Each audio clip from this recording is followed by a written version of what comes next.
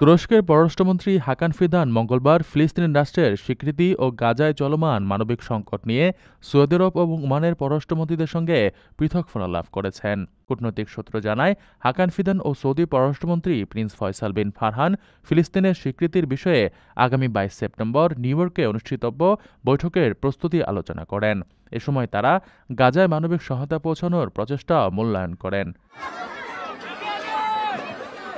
এছাড়া হাকান ফিদান ও ওমানের পররাষ্ট্রমন্ত্রী বদর বিন হামাদ আল বুসাইদি গাজায় মানবিক সংকট ও ফিলিস্তিন রাষ্ট্রের স্বীকৃতির বিষয়ে যৌথ প্রচেষ্টার বিষয়ে আলোচনা করেন। আলাপে দ্বিপাক্ষিক সম্পর্ক ও সহযোগিতার বিষয়েও মতবিনিময় হয়।